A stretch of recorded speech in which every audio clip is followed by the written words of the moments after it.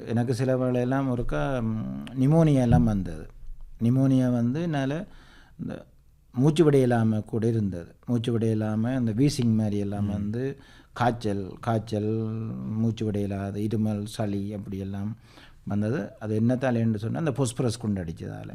இப்போ பொஸ்பரஸ் குண்டு அடித்தவங்களோட ஹாஸ்பிட்டலுக்கு அடித்து நான் ஒருக்கா அது அந்த இடத்துக்கு தடை செய்யப்பட்ட அந்த கிளஸ்டர் குண்டு பொஸ்பரஸ் குண்டு அடிச்சிட்டாங்க அங்களோட ஹாஸ்பிட்டலுக்குள்ளே. அப்போ அடித்த உடனே நான் அந்த ஸ்பாட்டுக்கு போயிட்டேன்.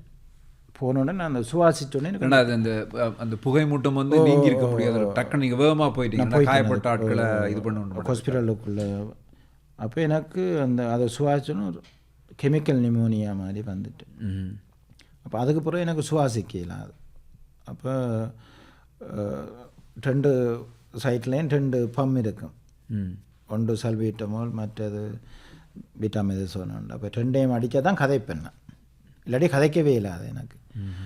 அதோட இதில் ஊசி அடித்து கொண்டே இருப்பாங்க ஒரு நாளைக்கு 3-4 தடவை. அப்போ அந்த நேரத்தில் கூட இப்போ ரெஸ்ட் எடுக்க இல்லாது. அப்போ அப்படி மக்களுடைய காயப்படுறது இழப்பு தொகை அதிகரித்து கொண்டே இருக்கு, அதிகரித்து கொண்டு இருக்கு. இப்போ ஆக்களோட கதைக்கணும். அதுக்குள்ளே இப்போ சில பல சிசேரியன் செய்கிறேன்டா நான் தான் செய்கிறேன் கூட. அப்போ சிசேரியன் செய்கிறேன்டா உடனே 2 டேப்லெட்டை போட்டுட்டு காய்ச்சல் காஞ்சி ஒன்று இருக்கும் டைலினோட போட்டுட்டு ஊசியை போட்டுட்டு இதை கலட்டிட்டு உடனே போய் செய்துட்டு அப்புறம் கொஞ்சம் நேரத்தில் கொஞ்சம் டயர்ட் ஆயிரும்.